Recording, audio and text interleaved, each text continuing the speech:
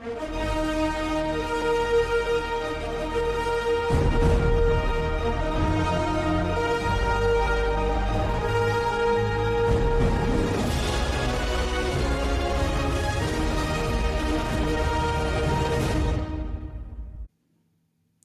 going on, Night Nation? Welcome to UCF Uncut. It is good to be a night today. Wow, what a win. What a win. Unbelievable. We blow out West Virginia as I predicted. But, predicting it is one thing. Finally seeing it is huge. Getting a Big 12 win, we were so tired of hearing about, UCF, undefeated, you can't win a game in the Big 12, and, all that noise that we've been hearing. But finally, UCF gets the win at home and really in a dominant fashion on TNT, on national television. It was a great game. Good news. Tonight, we are bringing back the UCF Brew of the Night. What do we have today? And you would not believe this one. So this one right here, it's an Oktoberfest.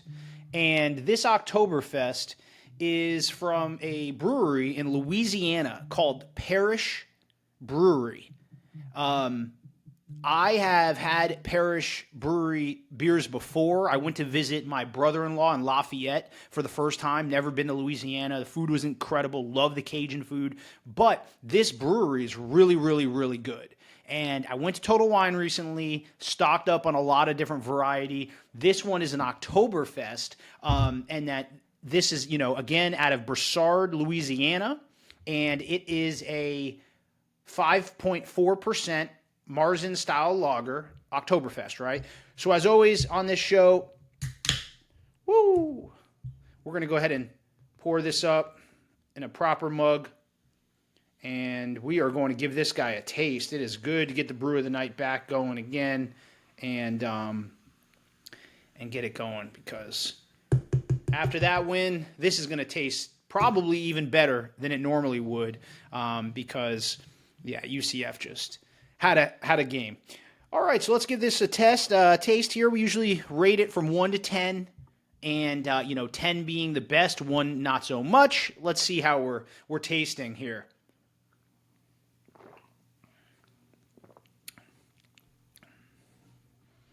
Pretty good.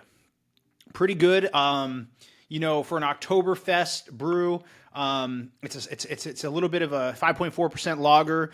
I'm getting the Halloween vibes. Here. You could take a look at it. It's a little darker of a beer for a lager. It's pretty good. I'm going to give this one a 7.9 out of 10. I like it. I'd probably get it if it was on draft in Louisiana, but besides that, 7.9 out of 10, pretty decent. All right, let's talk about UCF West Virginia. Wow. Where do we start? 2 fourth down conversions with Jackson to Damercant for 2 huge touchdowns to get the game going at 14-0. Absolutely loved it. I love to see it. I loved the homecoming crowd. Now, when the game started, the crowd looked suspect.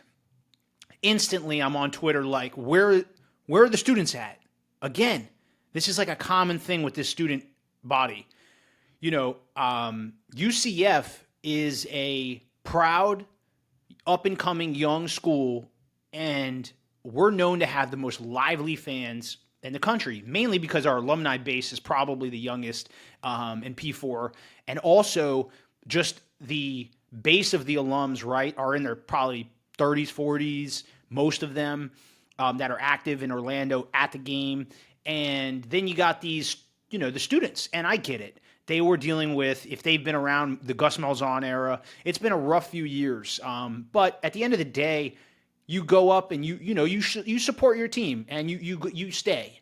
And it looked like as the game progressed, actually people started funneling in. Maybe they were partying out in Memory Mall. I get it, but I think what we need to do is pressure the AD, Terry Mohajir, to remove the students from basically the upper decks in both end zones.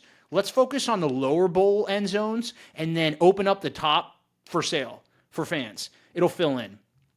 And I think it'll be more consistent because really there's no reason that the students stick around for the second half. And it's sad. It's sad. We're out here punishing West Virginia, having the game of our life here, and the students just dip out at half. And it's like, what's the incentive for the students to stick around?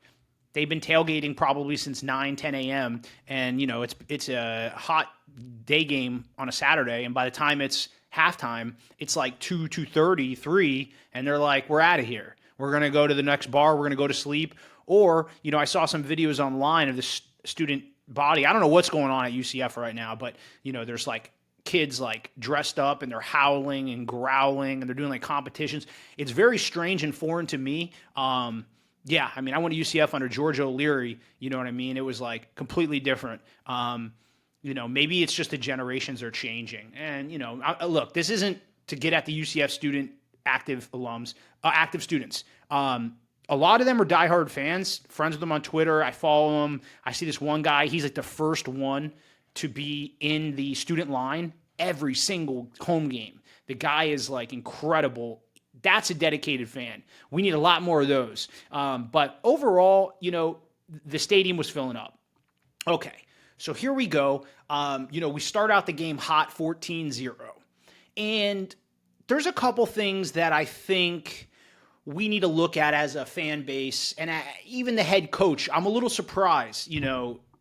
Scott Frost in his older and wiser age, you'd think learning from Nebraska, you think learning from McVay at the Rams. Have some maturity, have poise, be a little calm, right? Be calm. Why go for it on fourth down when we can trot out our kicker and take the easy 3 points? And I get it. We were 2 for 2 on fourth down. They couldn't stop us.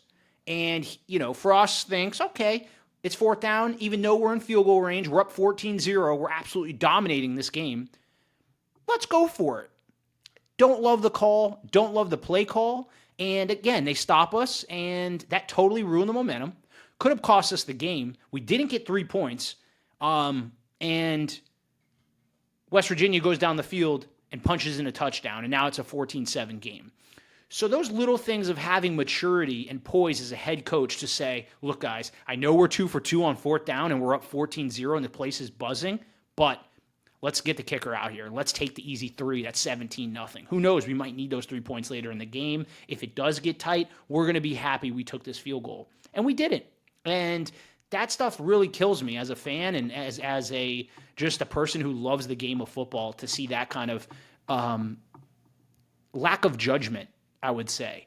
And if he got the first down, people would be like, oh, he's a hero. Whoa, 3 for 3 on fourth downs. What a way to start UCF. But it's just playing the consistency, do the right thing, take the points when you have them available. Okay, so also want to point out another thing. Their touchdown they scored with Wilkins on the scramble, their receiver, I believe it was number 24, was holding, I believe it was Brandon Marshall, holding him, the corner, holding him the whole time, grabbing him. Marshall can't get off shed the block and make the tackle, touchdown. So I was like, clear as day. Right away when I saw it, I was like, that's a hold. It's clear as day. Big 12 posted the score, right? And I'm like, yeah, look at number 24 in white. Clear hold. And it's just funny. It's like, I'm going to call that out all day. These refs need to be accountable. The Big 12 has the worst Power 4 refs in the country. The Big 12 has the worst Power 4 refs in the country. I said it online. I tweet at Big 12 all the time. They need to do better. Where do they get these guys? The 40 and under refs? And when I say 40 and under, they have these men's football leagues. I kid you not. With guys who love the game, but they still play with pads. They're hitting and everything with refs. 40 and under. 40 and under. If you haven't seen these videos, you have to watch 40 and under highlight like clips on TikTok, YouTube. It'll crack you up. These guys are hilarious. So anyway, yeah, I think the Big 12's out there like looking at these refs from the 40 and under games, and we're like, oh, you want to come ref the UCF game? Yeah, all right. Here's a couple extra bucks to make some terrible calls. But yeah, no, we've had the worst officiating I've ever seen, and it's not just the UCF game. I watched the Holy War, BYU and Utah. Oh man, these refs are so inconsistent. These refs are so bad. It's terrible. But okay. Forget the refs for a second. All right, so they punched the ball in on a little scramble with Wilkins.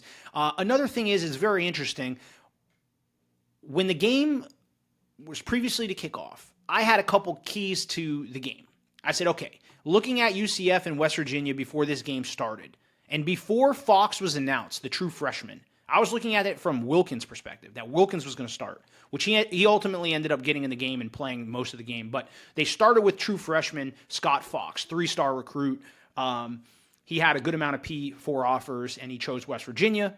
And so he gets the start, and he looked scared. It was too quick. The game was too quick. It was his first start at the Bounce House, national televised game. And right away you realize the only reason they started him is because he can actually coherently throw the ball more than 5 yards down the field, and he's probably the only quarterback on West Virginia's roster that's healthy that could. So that's why they started him, because they've seen Wilkins before, and all Wilkins can do is run the ball. So I said basically, okay, keys to the game, if Wilkins is starting, which we all thought he would until last minute before they announced it, okay, Wilkins cannot throw the ball. So let's stop the run, because that's all he does. Stop the run. Let's get out to an early start and score. Their passing defense is the weak part of this team. Taven Jackson was able to do that. Early, so we got out to a 14-0 start. Great. We were stuffing the run. Great. Limiting penalties, which for the most part we did. Control time of possession. Most part we did. And then by the time we were up so much, all they could do is run, because that's all they can do. And so they noticed that Scotty Fox, this true freshman, right away had zero chance to have any success in this game. They bench him. They bring in Wilkins, who's played for, a few games and shown success with his feet, and he punches it in. Okay, so it's 14-7. 14-7. Then they missed the field goal, which is shocking because their kicker's really good. So we really got lucky there that they missed that field goal. So it's 14-7 at the half. We get the ball because we deferred, right? Coming out of the half. Okay? Pause. What I saw on Twitter was people like, hey, it's halftime. I'm running out to get something outside the stadium. And look at all these people pouring out of the stadium. They're not coming back. What are they doing? This is a battle. It's 14-7 at the half. What are we doing here? And yeah, people just left the game right at the half. So a little annoying there. But hopefully they stick around a little. We need to have some more incentives, or we need to get rid of the student section. Trim it down. Okay. So UCF puts up 21 points in the third quarter and goes absolutely nuts. And you love to see it. So Jaden Nixon in the third quarter punched in a 12-yard run, and then the next touchdown was great. So it's 21-7, and we're just getting going in the third. UCF's up, and then Kelly Lawson, 32-yard fumble return. I have been a big critic of Kelly Lawson. I think that he has been a lot of hype, not a lot of production, and to see him get that basically fumble return and take it to the house was awesome, and props to him. Finally, I love to see it. That's what you want to see from your captain at linebacker, and he showed up in a huge way. That was really the defining point of the game. I think that's what really busted it open. So shout out to Kelly Lawson on that. Then Jaden Nixon, an 83-yard run. He really busted that one to make it 35-7. And then No Rulos knocks down a 51-yard field goal, 38-7. So, No Rulos, the kicker, knocking that 51-yard field goal down. We haven't had a kicker this good since Matty Wright. And, it just makes me think, like, I don't know. We're in Florida. Soccer, or as some would say, football, down in Miami, down south. We got some pretty decent American football players who can kick the ball, who are playing soccer, okay? Forget football, because we all know Florida is the best state when it comes to high school recruits. It's the state of Florida.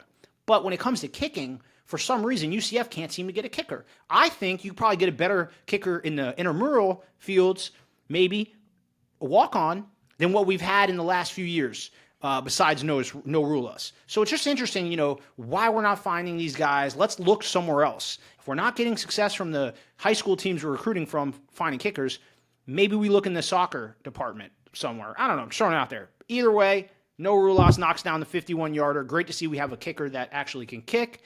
So that was a great thing to see. And then we get Davy Belfort. Let's talk about Davy. We put him in early in the game when it was still a game, like kind of close, a little tight. We bring this guy Davy in, right? He's from Brazil. He went to Virginia Tech and transferred in, I believe. He's young. He's cool. He's spunky. He wears number 10, Mackenzie Milton's number.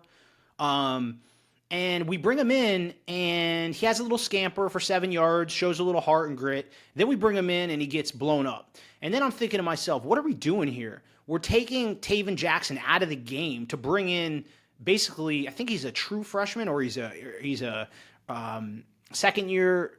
I think he's a second year player with very little experience. He's undersized, and we're trying to get cute. And it reminded me of Gus Malzahn, and it's like, what are we doing? I don't like that. Keep him out of the game.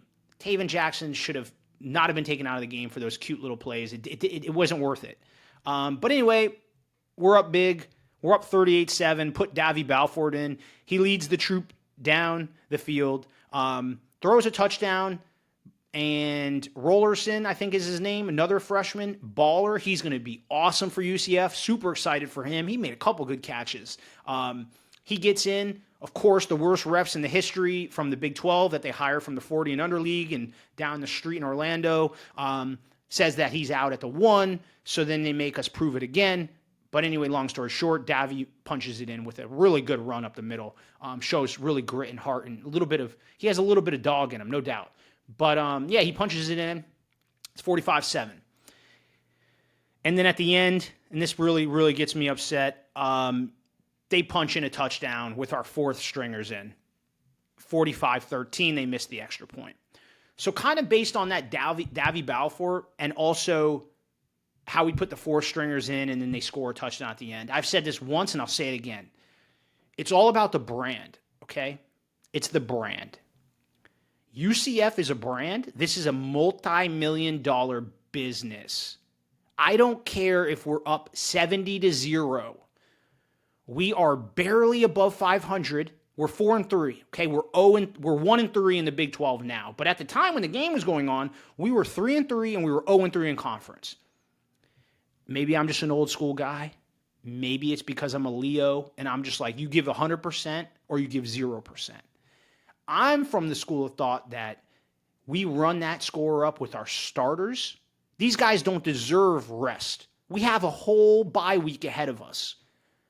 Why Jackson wasn't in the game until the very end is beyond me. Why our starters weren't in the game till the very end is beyond me. Now, look, I get it. With the transfer portal, I get we're blowing out West Virginia. I get West Virginia even made a card for Coach Clark before the game, and that's amazing. It really is good sportsmanship. But we are in no position to rest starters with the season we've had. We need to get as much real game rep experience as we can with our starters versus a Power 4 school, especially on national television. And so when I say it's the brand, we got, our third string, fourth string guys in on defense, and we let them march down the field, and then they punch it in. And so when people look at the score, they're like, 45-13, yeah, UCF whooped them, but, UCF's defense allowed 13 points. That's going to factor into the points against and our defensive stats. And that's not fair to our starters. These guys are some of the best defense in the Big 12. And now you're going to let them punch in a meaningless touchdown with the four strings in? It just rubs me the wrong way every time. But what can you do, right? It's still a win. I'm not trying to, pinpoint and nitpick there. It's all good. You want to get these guys some game reps too, so they also don't transfer and hit the portal and be like, I'm never playing. UCF said they recruited me and they said I was going to get a shot. I never even get a shot. We're blowing out a team. So I do get that, but we're also trying to win big here. So it's a little bit of both. The official attendance, by the way, on the game, it's saying here 43,445. Not bad. Not bad.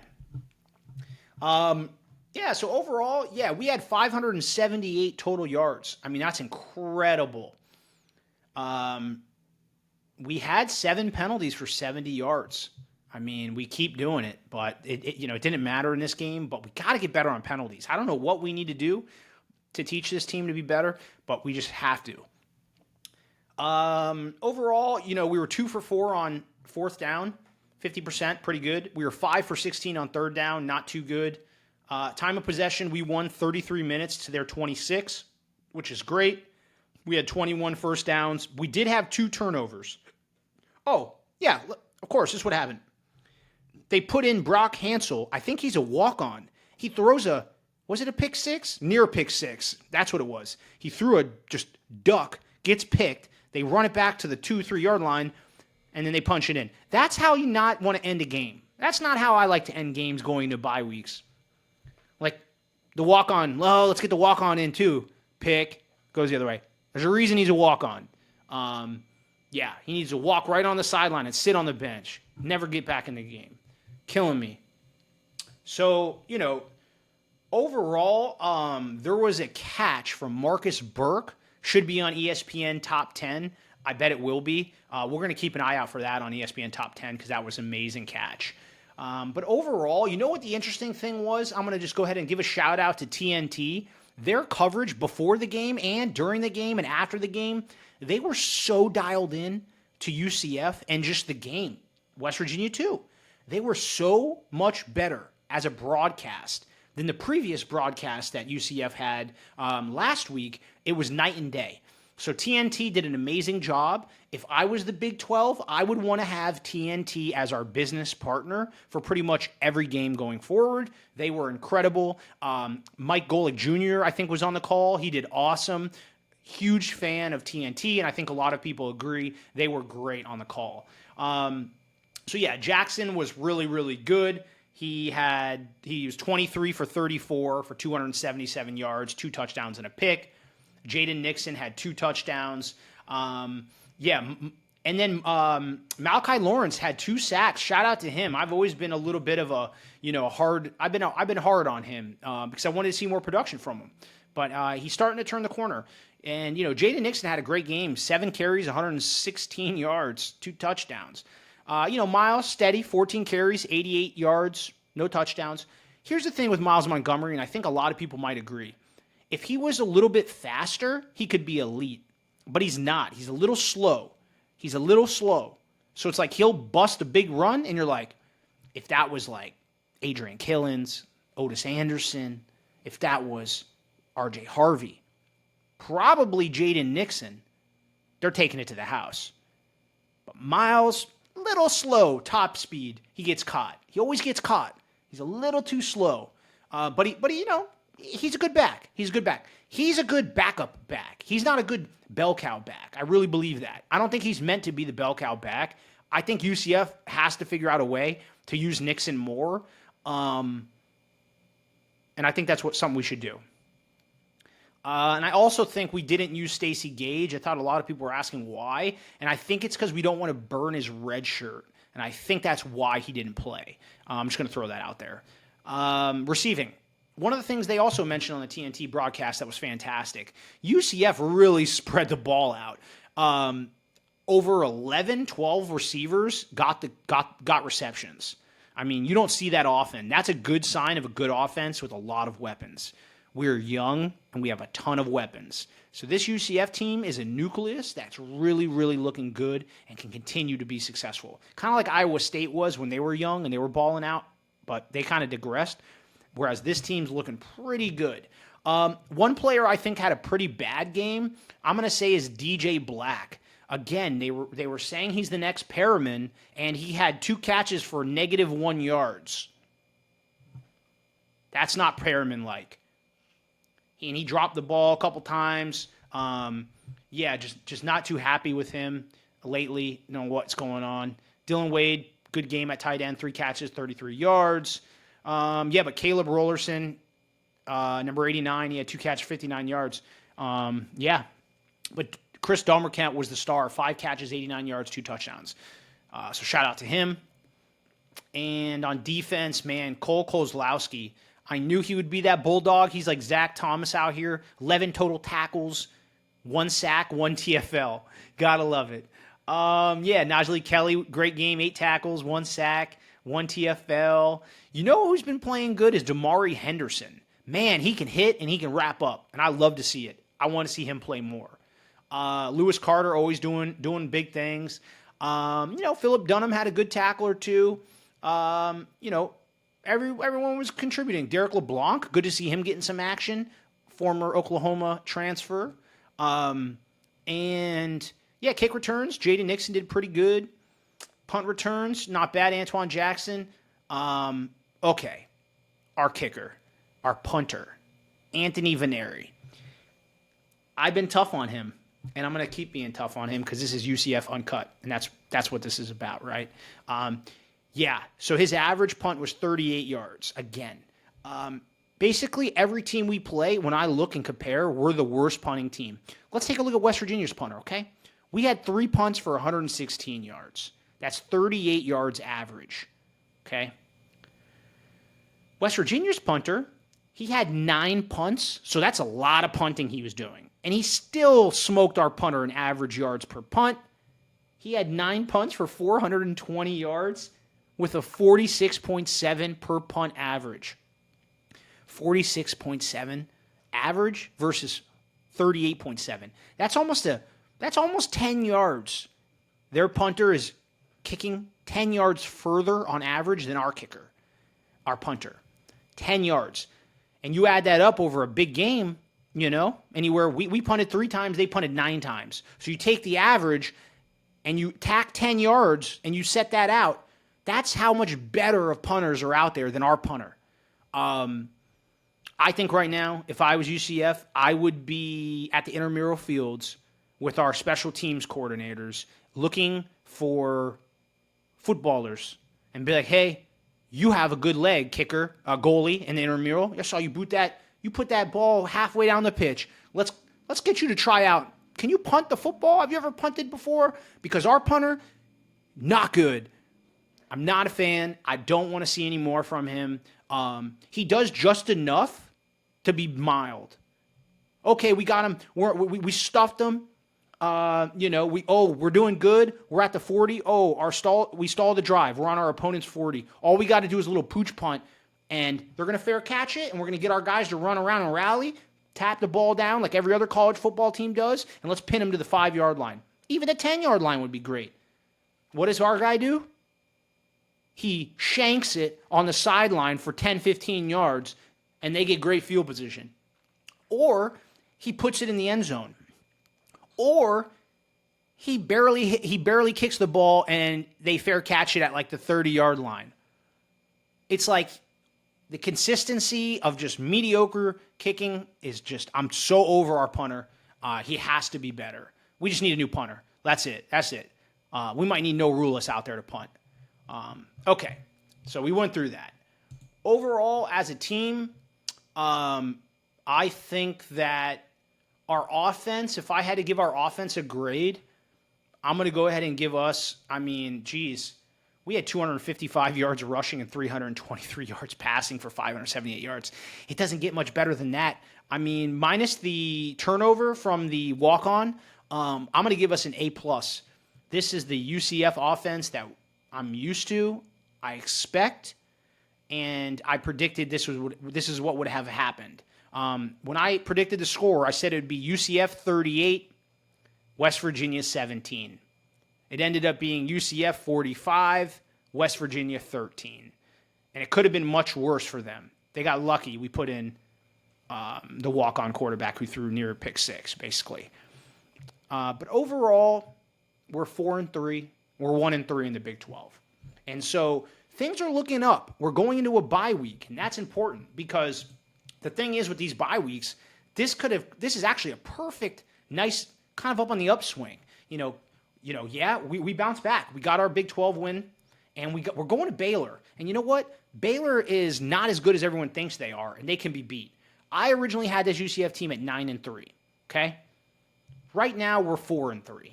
So we got Baylor at Baylor. If we steal that game, now we're 5-3, and we're one game away from bowl eligibility. And then we got the space game. Houston coming to the big house, coming to the bounce house. Guess what? Our team, when humming like we did on versus West Virginia, we could beat Houston. Come on. Houston's not that good. They're good, but we don't know how good this UCF team is yet when they play a full 4 quarters. If we can eliminate those penalties and play a sound game, we'll find success. I think we could beat Houston at home in the space game. We don't lose space games. If we win that, we're bowl eligible. We're 6. At that point, we're 6-3, and we're 2-3.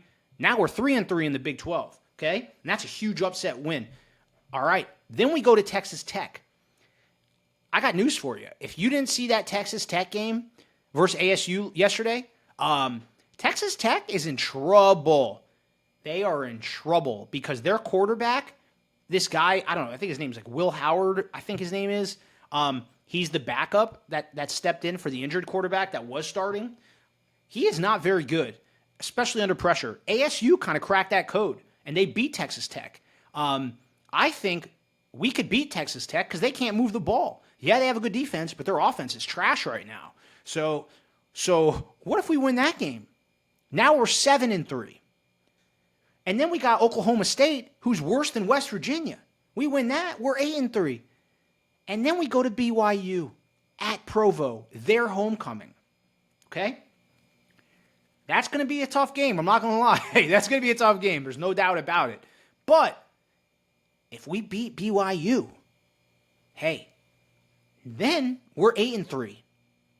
All right? 8-3. Yeah, 8-3. What am I missing here? Is that right? Wait a second. 5-3, 6-3, 7-3, 8-3. No, we're 9-3. We would be 9-3. And that was my prediction. So basically, we need to win out if I was going to be right. But at the end of the day, I think these games, we have a fair fighter's chance in every one of our remaining games on our schedule. I don't care what anyone says. I think that we are going into a bye at a good time, and I am so excited to be a UCF Knight fan.